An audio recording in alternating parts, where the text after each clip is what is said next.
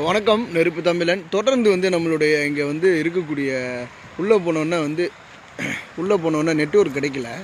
ஏதோ ஒரு இங்கே ஒயர்லெஸ் ப்ராப்ளம் இருக்குது. நமக்கு நெட்வொர்க் கிடைக்கல. இப்போ அதனால இப்போ இந்த நீரோடைய நான் வெளியில் இருந்தே காட்டுறேன். உள்ளே போனால் எனக்கு நெட்வொர்க் கிடைக்க மாட்டேது. இப்போ இந்த தண்ணியினுடைய ஆனால் பயங்கர குளிர் இருந்தாலும் நான் கையை வைக்க முயற்சிக்கிறேன். பயங்கர குளிர். இப்போ இந்த தண்ணியினுடைய தன்மையை பாருங்கள். இதுதான் தண்ணி. இப்போ என்னுடைய கை எவ்வளோ வெள்ளையாக இருக்கோ அதை விட தண்ணி வெள்ளையாக இருக்குது. இப்போ நான் கையில் தண்ணி பிடிக்கிறேன். அது உங்களுக்கு தெரியுதா? இப்போ கையில் நான் தண்ணி பிடிக்கிறேன். அது தெரியுதா? அப்போ இந்த நம்ம கையை வெள்ளையாக இருக்கிறத விட இங்கே இருக்கக்கூடிய தண்ணி எந்த அளவுக்கு தூய்மையாக இருக்குன்னு பாருங்கள். இது நீரோடையில் ஓடி வர்ற தண்ணி தான். நீரோடையில் ஓடி வர்ற தண்ணி எந்த அளவுக்கு தூய்மையாக இருக்குது.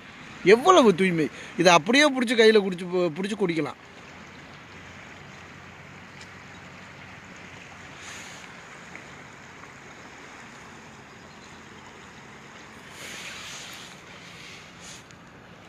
என்னோடய கையில் எடுக்கிறப்ப தண்ணி நிற்கலை. அதனால் இப்போ அந்த தண்ணி எப்படி ஊற்றுது. அப்போ எந்த அளவுக்கு இந்த தண்ணியினுடைய தன்மை இருக்குது. எவ்வளவு தூய்மையான தண்ணி இது!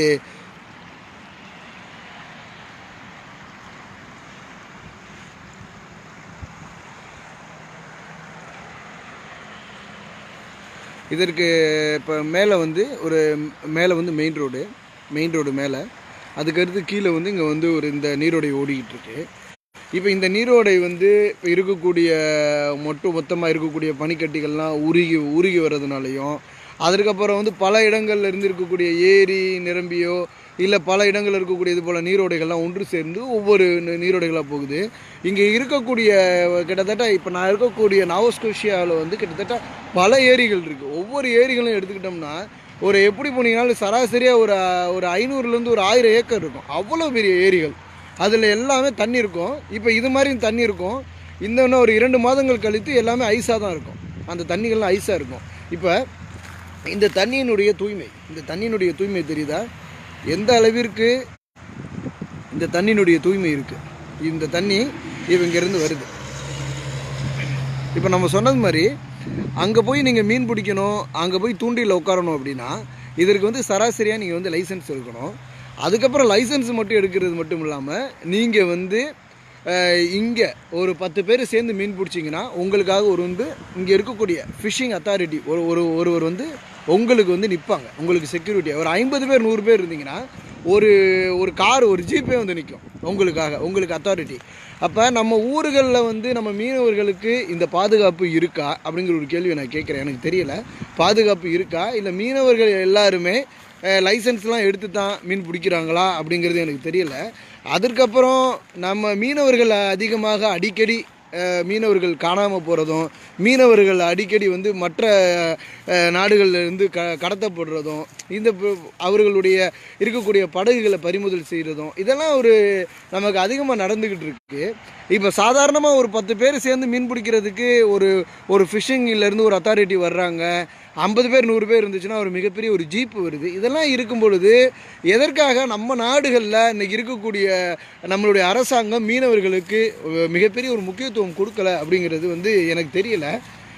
அதனால் நான் இந்த கேள்விகளை இந்த சமூக வலைதளம் மூலமாக முன்வைக்கின்றேன். ஏன்னா மீனவர்களுடைய வாழ்வாதாரங்கள் மிகவும் பின்தங்கிய நிலையில் இருக்குது. மீனவர்கள் ஒரு நாட்டிற்கு இந்த ஒரு பொருளாதாரத்தினுடைய முதுகெலும்பு. அவர்களை நாம் நல்லபடியாக பார்க்கணும் அப்படிங்கிறத என்னுடைய ஒரு கோரிக்கையாக இதில் நான் முன்வைக்கின்றேன். இப்போ இது நம்ம நினைக்கிற மாதிரி மிகப்பெரிய காடெல்லாம் இல்லை. இந்த இடங்கள் நல்ல ஒரு அருமையான ஒரு இயற்கை சூழல் இருக்கக்கூடிய வீடுகள்லாம் சுற்றி இருக்கக்கூடிய பகுதி. இங்கேருந்து பக்கத்திலே கொஞ்சம் தூரத்தில் ஒரு மிகப்பெரிய நம்மளுக்கு ஒரு கேஸ் ஸ்டேஷன், பெட்ரோல் பங்க்கு, ஒரு சூப்பர் மார்க்கெட்லாம் பக்கத்தில் இருக்குது. கிட்டத்தட்ட ஒரு 50-100 மீட்டரில் இருக்குது. அதுக்கப்புறம் இந்த பக்கம் போனால் இந்த பக்கத்துலேருந்து நிறையா வீடுகள்லாம் இந்த பக்கத்துலேருந்து தான் இருக்குது. இப்போ இது போய்கிட்டு இருக்கிறது நடுவில். இது போய் அப்படியே சுற்றி அப்படியே நாங்கள் இருக்கக்கூடிய அந்த பகுதிகளில் தான் சுற்றி வளைச்சி இந்த ஏரி இந்த ஓடை ஓடிக்கிட்டு இருக்கோம். இந்த ஓடை சுற்றி வளைச்சி தான் அப்படியே போய்கிட்டு இருக்கோம். இயற்கையை வந்து நாம் இழந்து தவிக்கின்றோம். அந்த இயற்கையை வந்து ஆனால் மீட்டெடுப்பதற்கு நாம் இனிமேல் முடியுமா அப்படிங்கிறது ஒரு கேள்வி தான். இருப்பினும் விழிப்புணர்வுகள் வேண்டும். விழிப்புணர்வுகள் வந்து அதிகமாக இருந்தால் மட்டும்தான் நம்ம செய்ய முடியும். இப்போ இது போன்று ஒரு இயற்கையான இன்றைக்கி மாடுகளுக்கே நம்ம ஊரில் புல் கிடைக்கல, அந்த சூழ்நிலைகள் இருக்குது. இங்கே இலையுதிர் காலம் ஆகையால் வந்து இங்கே இருக்கக்கூடிய மரங்கள் இதெல்லாம் வந்து இன்றைக்கி அவர்களுடைய இலைகள் எல்லாம் உதிர்த்து விட்டு அவங்க எல்லாரும் வந்து கொஞ்சம் ஓய்வு எடுக்கிறாங்க. இன்னும் ஒரு 2 மாதங்களில் இவர்கள் அனைவருக்கும் வந்து இவர்கள்லாம் வந்து பூத்து குலுங்க ஆரம்பிச்சிருவாங்க. அதற்கப்புறம் இந்த மரங்கள்லாம் வந்து அப்படியே செழிப்பாக இருக்கும். இன்னும் ஒரு அடுத்த மாதங்கள்லேருந்து இங்கே வந்து நம்ம குளிர்காலம் ஆரம்பிச்சிடும், பனி கொட்ட ஆரம்பிச்சிடும்.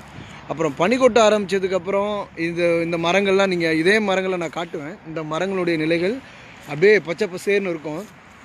பொதுவாக அந்த அங்கே இருக்கிற மாதிரி பச்சை பசேர்னு இருக்கக்கூடிய மரங்கள் தான். ஆனால் இன்றைய இன்றைக்கி கிராமப்புறங்களில் கூட நம்ம வந்து இயற்கையெல்லாம் இழந்துட்டோம். இயற்கை இல்லை. அதே போல் இது போன்ற ஓடைகள்லாம் நான் வந்து ஒரு காலத்தில் 1வது 2வது படிக்கிற பொழுது நான் பார்த்துருக்கேன். 5வது 6வது படிக்கும் பொழுது நான் இறுதியாக பார்த்துருக்கேன். அதன் பிறகு இது போன்ற ஓடைகள்லாம் நான் பார்க்கல. இது வந்து நம்மளுடைய மிகப்பெரிய ஒரு பின்னடைவு. நம்ம கிராமப்புறங்களில் பிறந்து வளர்ந்திருந்தாலும் இன்றைக்கி வந்து நம்ம இயற்கை இல்லாமல் தவித்து கொண்டிருக்கின்றோம். ஆனால் உலக நாடுகள்லாம் நாம் முன்னாடி போய்கிட்டு இருக்கிறோம் அப்படின்னு நம்ம நினச்சிக்கிட்டு இருக்கிறோம். நம்ம தொழில்நுட்ப சாதனங்கள் அட்வான்ஸ் டெக்னாலஜி போயிட்டுருக்குறோன்னு. ஆனால் தொழில்நுட்பங்களில் வல்லரசு நாடுகளை விட நாம் குறைந்தது 300-400 ஆண்டுகளுக்கு பின்னாடி தான் இருந்துக்கிட்டு இருக்கிறோம். இவங்க 30-20 வருஷத்துக்கு முன்னாடி பயன்படுத்துகிற நம்ம டெக்னாலஜிஸ் தான் நம்ம அதுக்கப்புறம் தான் பயன்படுத்திகிட்டு இருக்கிறோம். இதுதான் இருக்கக்கூடிய காலம். இயற்கைகளை வந்து அவர்கள் எல்லாம் அனைவரும் பாதுகாக்கிறாங்க. ஆனால் நாம் அப்படி இல்லை. இந்த ரோடு எதுக்காக போட்டிருக்காங்கன்னா, இந்த மீன் பிடிக்க வர்றவங்களுக்கு தான் இந்த ரோடே போட்டிருக்கிறாங்க இந்த அரசாங்கம். மீன் பிடிக்க வர்றவங்க வந்து தங்குறதுக்காக அங்கே இருக்கக்கூடிய ஒரு சின்ன ஒரு அறையை வச்சுருக்குறாங்க பாருங்கள். இங்கே வரக்கூடியவர்களுக்கு இப்போ வந்து இங்கே வந்து குளிர் வந்து ரொம்ப அதிகம், பயங்கரமான குளிர் ஆரம்பிச்சிருச்சு.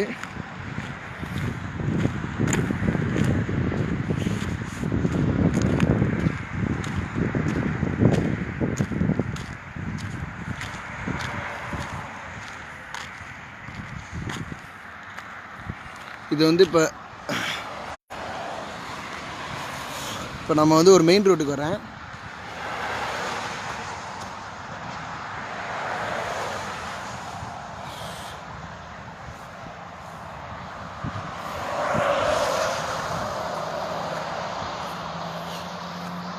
இது போல தான் அந்த மரங்கள்லாம் இருக்கும். இது போல் இருக்கக்கூடிய மரங்கள் இது இலையுதிர் காலத்தில் வந்து இதெல்லாம் போயிடுச்சு. இப்போ இந்த இந்த இந்த இதில்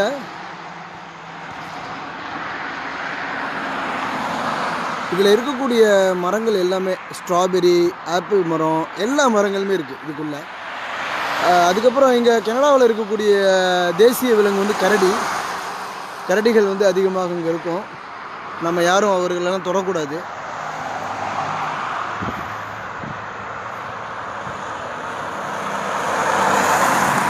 இன்னொன்று இப்போ அங்கே எழுதியிருக்கு 50 கிலோமீட்டர் அப்படின்னு சொல்லி 50ன்னு எழுதியிருக்கு. மேலே ஒரு ஏரோ மார்க் போட்டிருக்கு பாருங்கள். இங்கே வந்து எப்படின்னா இதெல்லாமே குடியிருப்பு பகுதிகள். இங்கே வந்து நீங்கள் டிரைவிங் பண்ணுறவங்க 50ல் மட்டும்தான் போகணும், அதுக்கு மேலே போகக்கூடாது. அதுக்கு மேலே போனீங்கன்னா நீங்கள் ஃபைன் கட்டணும். அதுக்கு மேலே உங்களுடைய டிரைவிங் பாயிண்ட்ஸ் வந்து குறையும். இப்போ இலையுதிர் காலம் அப்படிங்கிறதுனால கொஞ்சம் வந்து இங்கே வந்து ஒரு சிறிய கொஞ்சம் ஒரு மாறுபாடு பட்டு இருக்குது. இன்னும் ஒரு மாதத்துக்கு அப்புறம் இன்னும் ஒரு 2 மாதங்களுக்குள்ளே இந்த நிலைகள் இதெல்லாம் மாறி, இந்த பருவம் மாறி இங்கே வந்து எல்லாருமே இந்த மரங்கள் எல்லாருமே வந்து இலைகளோடு வந்து அப்படியே பூத்து குலுங்க ஆரம்பிச்சிடும்.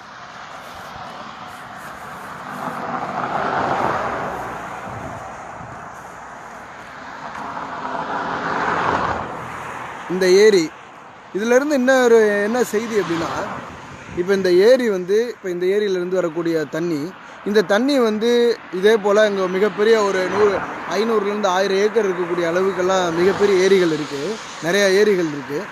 இந்த ஏரிகளில் என்ன செய்கிறாங்க அப்படின்னா, இப்போ ஓடக்கூடிய தண்ணியெல்லாம் நம்ம நினைக்கிற மாதிரி நம்ம ஊர்களில் வந்து என்ன செய்யும்னா, இன்றைக்கி மழை பெஞ்ச உடனே எல்லா ஊர்லேயும் வெள்ளம் வரும். கேரளாவில் வெள்ளம் வரும், கர்நாடகாவில் வெள்ளம் வரும், தமிழில் வெள்ளம் வரும், தமிழ்நாட்டில் வெள்ளம் வரும்.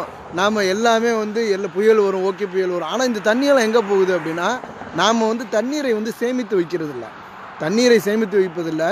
ஆனால் தண்ணி இல்லைன்னே பல ஆண்டுகள் சொல்லிக்கிட்டு இருப்போம். அதற்கு பிறகு அந்த வரக்கூடிய கிடைக்கும் பொழுது அந்த தண்ணீரை நம்ம என்ன செய்வோம் அப்படிங்கிறதே நமக்கு தெரியல. நம்ம இன்னும் வந்து வளர்ச்சி அடையவே இல்லை. நமக்கு நிறைய விழிப்புணர்வுகள் வேண்டும்.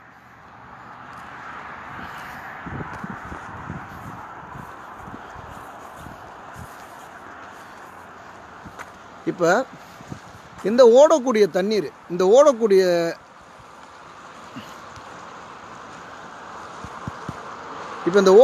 தண்ணீர் எல்லாமே இந்த தண்ணீர்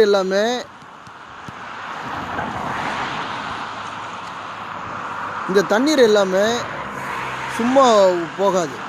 இந்த தண்ணீர் எல்லாமே இது ஒரு பெரிய ஒரு ஏரியில் போய் சேரும். இந்த தண்ணீரெல்லாம் கடலில் கலக்காது. அதற்கப்புறம் இந்த தண்ணீரில் இருந்து என்ன செய்வாங்க அப்படின்னா, இந்த தண்ணீரில் இருந்து தான் இன்றைக்கி இங்கே இருக்கக்கூடிய வீடுகள் எல்லாத்துக்குமே நீங்கள் வந்து இங்கே ஒரே நீர் தான். நீங்கள் குடிக்கிறதாக இருந்தாலும் சரி, குளிக்கிறதாக இருந்தாலும் சரி, நீங்கள் எதற்கு பயன்படுத்துகிறதாக இருந்தாலும் இதே தண்ணி தான். இந்த தண்ணியில் 2 வகை தான். ஒன்று வந்து சாதாரண தண்ணி, இன்னொன்று வந்து சுடு தண்ணி. அப்போ அதாவது இது என்ன செய்கிறாங்க அப்படின்னா, இந்த தண்ணியை இங்கேருந்து ஃபுல்லாக பைப் போட்டு எடுத்து இங்கே வந்து பக்கத்தில் வந்து ஒரு பெரிய மேனுஃபேக்சரிங் கம்பெனி இருக்குது. இந்த கம்பெனியில் இந்த தண்ணியை வந்து பியூரிஃபைடு பண்ணி அதற்கப்புறம் அந்த தண்ணியில் வந்து இப்போ சுடு தண்ணி ஒரு பிரிவாகவும், அதற்கப்புறம் சாதாரண தண்ணி ஒரு பிரிவாகவும் இதில் வந்து கொடுக்குறாங்க. இதுதான். நீங்கள் இங்கே போய் மினரல் வாட்டர் வாங்கி குடிக்கிறதெல்லாம் வேண்டாம். இங்கே வந்து இந்த தண்ணி எல்லார் வீட்டுக்குமே வரும். இந்த தண்ணி எல்லார் வீட்டுக்கும் பைப் வழியாக வரும். அந்த பைப் வழியாக எப்படி வருதுன்னா, இதற்குன்னு இருக்கக்கூடிய இங்கே ஒரு மேனுஃபேக்சரிங், அதாவது இருக்குன்னு ஃபேக்ட்ரிஸ் இருக்குது. அந்த ஃபேக்ட்ரிஸ் யார் நடத்துறதுன்னா இந்த கவர்மெண்ட்டே நடத்தும். இந்த கவர்மெண்ட்டு இந்த தண்ணியை எடுத்து இந்த பகுதியில் வாழக்கூடிய மக்கள் எல்லாத்துக்கும் இந்த கவர்மெண்ட்டு பைப் வழியாக கொடுக்கும். இதுதான் இந்த கவர்மெண்ட்டு செய்யுது. அப்போ இந்த தண்ணி எந்த ஒரு காலத்துலையும் வீணடிக்கிறது இல்லை, வீணாக போகிறதும் இல்லை. ஒன்று இந்த தண்ணி வந்து ஏரிகளில் சேருது. ஏரிகளில் சேருவதனால இங்கே இருக்கக்கூடிய நிலத்தடி நீர் எப்போவுமே வந்து ஈரப்பதமாகவே இருக்கும். அதனால் நம்ம ஊரில் மாதிரி போர் போட்டு அந்த பிரச்சனைகள் இங்கே இல்லை. அது ஒரு காரணம். அதன் பிறகு இந்த தண்ணி ஓடிக்கிட்டு இருக்கிற இந்த தண்ணி இதில் இருந்து பைப்பு போட்டு தண்ணியை எடுத்து அவங்க மேனுஃபேக்சரிங் பண்ணி அந்த தண்ணியினுடைய நிறத்தை மாற்றி அதற்கப்புறம் சுடு தண்ணியாகவும் சாதாரண தண்ணியாகவும் 2 தண்ணிகளாக வந்து வீட்டுக்கு கொடுக்குறாங்க. இங்கே எல்லா வீட்லேயும் சுடு தண்ணி வரும், பச்சை தண்ணி வரும். நீங்கள் எதை வேணாலும் பயன்படுத்திக்கலாம், எந்த தண்ணியை வேணாலும் நீங்கள் குடிக்கலாம். இதுதான். நீங்கள் சுடு தண்ணியாக வேணாலும் சுடு தண்ணியை பிடிச்சி குடிக்கலாம், பச்சை தண்ணி வேணாலும் பச்சை தண்ணி பிடிச்சி குடிக்கலாம். இதுதான். நாம் என்ன செய்கிறோம் அப்படின்னா, இருக்கிறத எல்லாத்தையும் இழந்துவிட்டு இன்றைக்கி தான் பனைமரம் வைக்க போகிறோம், வேப்ப மரம் வைக்க போகிறோம், ஆலமரம் வைக்க போகிறோம்னு நம்ம தெரிகிறோம். ஆனால் நம்ம எவ்வளவு பின்தங்கிய நிலைகளில் போய்கிட்டு இருக்கிறோம் அப்படிங்கிறது நமக்கு தெரியல. அப்போ நாமளே இந்த நிலைமையில் இருக்கிறோம்னா அடுத்து வரக்கூடிய தலைமுறைகளுடைய நிலைமை எப்படி இருக்கும்? இங்கே இது மழைக்காலமும் கிடையாது, இது மழைக்காலமும் இல்லை. அப்போ மழைக்காலம் கூட இல்லை. ஆனால் இந்த தண்ணிகள் எங்கேருந்து வருது அப்படின்னா, இங்கே வந்து தண்ணி வற்றினா தானே. பொதுவாக எப்போவுமே தண்ணீர் வந்து அதிகமாக வற்றாது. பொதுவாக தண்ணீர் வந்து வற்றாது. நிலத்தடி நீரும் குறையாது. அப்போ இதெல்லாம் குறையாமல் இருக்கிறதுனால இங்கே வந்து எப்போவுமே தண்ணீருக்கு எந்த பிரச்சனையும் இல்லை. நீங்கள் எவ்வளவு வேணாலும் தண்ணி எடுத்துக்கலாம். ஒரு வருஷத்துக்கு $50 $100 கட்டினீங்கன்னா நீங்கள் அன்லிமிட்டடாக தண்ணி எடுத்துக்கலாம். எந்த பிரச்சனையும் இல்லை. இதுதான் இங்கே ஒவ்வொரு பகுதிகளிலும் இருக்கக்கூடியது. இது அரசாங்கம் வந்து இதைத்தான் செய்யுது. இதை வந்து இது நம்மன்னு செய்யலை, கனடாவுடைய அரசாங்கம் இதைத்தான் செய்யுது. எல்லார் வீட்டிற்கும் தண்ணீர் வந்து எந்த நேரமும் வந்துக்கிட்டு இருக்கு. தண்ணீர் இங்கே நிற்கிறது இல்லை. அதே மாதிரி நம்ம இருக்கக்கூடிய மின் இணைப்பு நிற்கிறது இல்லை. அந்த அளவிற்கு இந்த நாட்டை வந்து வளர்த்து கொண்டு இருக்கின்றார்கள். ஆனால் நாம் என்ன செய்கிறோன்னா, எல்லாத்தையும் இழந்துட்டு ஆலமரம், வேப்ப மரம், புளிய மரம் எல்லாத்தையும் இழந்துவிட்டு, பனை மரம் எல்லாத்தையும் இழந்துட்டு இன்றைக்கி நம்ம என்ன செய்கிறோம்னா, இன்றைக்கி தான் ஆரம்பிக்கிறோம், வாங்க நாங்கள் பனை மரம் நடுறோம், வாங்க வேப்ப மரம் நடுறோம் அப்படின்னு இருக்கோம். ஆனால் இது வந்து ஒன்றே ஒன்று நல்லா தெரிஞ்சுக்கோங்க, விழிப்புணர்வுகள் இல்லாமல் இருக்கிறதுனால தான் நாம் அழிஞ்சிட்டோம். விழிப்புணர்வுகள் வேண்டும், விழிப்புணர்வுகளை உருவாக்க வேண்டும். அதே போல் இன்றைக்கி வந்து ஊர்களில் சாலைகள் வந்து இன்றைக்கி 8 வழிச்சாலை ஆரம்பிக்கிறோம், 9 வழிச்சாலை இதெல்லாம் பேசுகிறீங்க. சாலைகள் வந்து நீங்கள் இது மாதிரி அமைச்சிருக்கிறீங்களா? ஊர்களில் நம்ம அரசாங்கம் இது போன்ற ஒரு சாலைகள் அமைச்சிருக்கா? இல்லை. அதே போல் இந்த பாதசாரிகள் நடக்கிறவங்களுக்கு, அதாவது பெடஸ்ட்ரியன்ஸ், அவங்களுக்கு இது போல் பிளாட்ஃபார்ம் நம்ம ஊரில் இருக்கா? இல்லை. ஆனால் இந்த பாருங்கள், இங்கேருந்து நீங்கள் எங்கே போனீங்கனாலும் ஒரு பிளாட்ஃபார்ம், நடந்து போகிறவங்களுக்குன்னு ஒரு தனி பிளாட்ஃபார்ம் இருக்குது. நடந்து போகிறவங்களுக்கு ஒரு தனி பிளாட்ஃபார்ம். அவங்க நடந்து போகிறவங்க தனியாக போய்க்கலாம். காலையில் வந்து ஓடுறவங்க அந்த பக்கத்தில் ஓடிக்கலாம், என்ன வேணாலும் பண்ணிக்கலாம். இந்த ரோட்டில் உள்ள இந்த இன் பிட்வீன் இந்த ரோட்டில் தான் இன்றைக்கி இருக்கக்கூடிய கார்ஸ்லாம் கிட்டத்தட்ட சராசரியாக ஒரு நாளைக்கு வந்து குறைந்தது வந்து ஒரு 50,000 வாகனங்கள் இதில் போகுது. 50,000 வாகனங்கள் போகிறதுக்கு எத்தனை அடி? 20 அடி தான். 50,000 வாகனங்கள் போகக்கூடிய பகுதிகளுக்கு 20 அடி தான். நீங்கள் என்ன செய்கிறீங்க? ஊரில் வந்து யார் வீட்டில் கார் வச்சுருக்கிறா? திரைப்பட நடிகர்கள் வீட்லேயும் இன்றைக்கி ஏதோ கொஞ்சம் கொஞ்சமாக வளர்ந்து வர வீட்டிலங்க தான் இருக்குமே தவிர எல்லார் வீட்லேயும் கார் கிடையாது. ஆனால் அங்கே வந்து நம்ம எப்படி டெக்னாலஜியை கொண்டு போகிறோம்? 8 வழிச்சாலை, 9 வழிச்சாலை, 10 வழிச்சாலைன்னு போயிட்டுருக்குறோம். ஒரு நாடு என்பது, நாட்டினுடைய வளர்ச்சி என்பது எல்லாத்துலேயுமே நம்ம வந்து வளர்ச்சியை உருவாக்கணும். அப்படி எல்லாத்துலேயும் வளர்ச்சிகளை உருவாக்கினா தான் அந்த நாடு வளம் பெறும் என்பதை நம்ம உணரணும். அப்படிங்கிறது தான் இதில் வந்து நான் உணர்த்தணும். இப்போ நான் பேசிக்கிட்டு இருக்கிற இந்த நேரங்களில் எத்தனை வாகனங்கள் வந்து தொடர்ந்து போய்கிட்டே இருக்குது. தொடர்ந்து பல வாகனங்கள் போய்கிட்டு இருக்கு.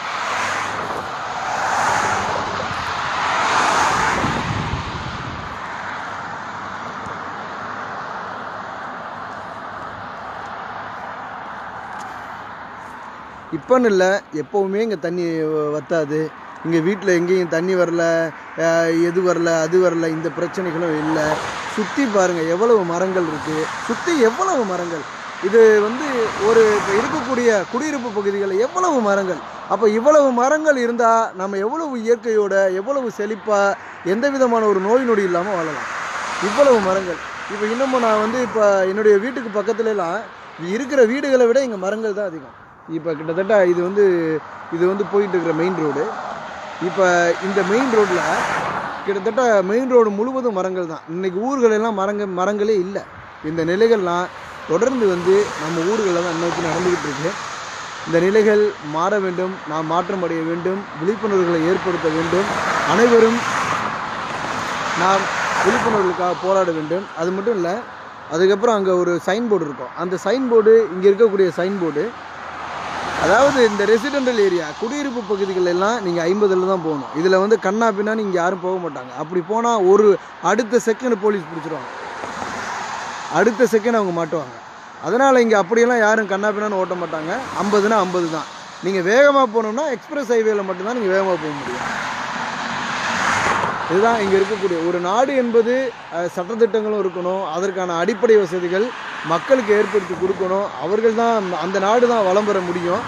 நம்ம வளம் பெறுவோம் என்று பேசுவதில் எந்த விதமான ஒரு வளர்த்தையும் நம்மளால் போக்க முடியாது அப்படிங்கிறத நம்ம உணரணும்.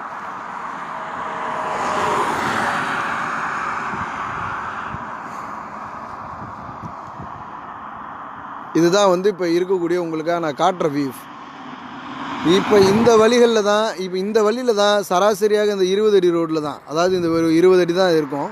இந்த 20 அடி ரோட்டில் தான் ஒரு நாளைக்கு 50,000 கார்ஸ் வந்து இதில் போகுது. இதில் ஹெவி வெஹிக்கிளும் போகுது.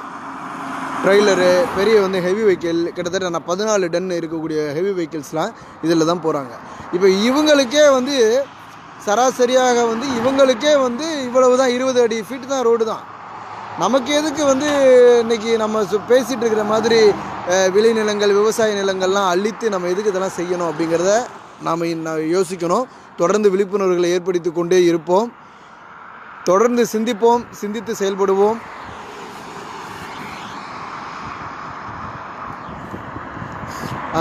அதே போல் இந்த தண்ணீரை வந்து நம்ம பயன்படுத்துகிற திட்டங்கள் நம்ம அரசாங்கம் இது வரைக்கும் எந்த முடிவுகளும் எடுக்கலை. இதுபோல் வரக்கூடிய தண்ணீர்களை சேமிக்கணும். சேமித்து இருக்கக்கூடிய நம்மளுடைய கிட்டத்தட்ட நம்ம ஊர்களில் 10,000 ஏரிகள் கிட்ட இருக்குது. அந்த ஏரிகள் இருக்கக்கூடிய ஏற்கனவே தடுப்பணைகள் இது எல்லாத்தையும் தூர்வாரி நீர்நிலைகளை சேமிக்கணும். அதிலே தண்ணி எடுக்கலாம். இல்லை இங்கே இருக்கக்கூடிய இன்னொரு திட்டங்கள் செய்கிறாங்க. கடல் நீரை குடிநீராக ஆக்கிற திட்டம் மலேசியா, சிங்கப்பூரில் இருக்குது. அதே போல் இங்கேயும் இருக்குது. இங்கே வந்து கடல்ல இருந்து தண்ணீர் எடுத்து அந்த தண்ணீரை வந்து நமக்கு நேரடியாக வீட்டுக்கு கொடுக்குறாங்க. அதனாலையும் இங்கே இருக்கக்கூடிய நிலத்தடி நீரை உறிஞ்சுறதுக்கான வாய்ப்புகள் இல்லை அப்படிங்கிறத நம்ம உணரணும்.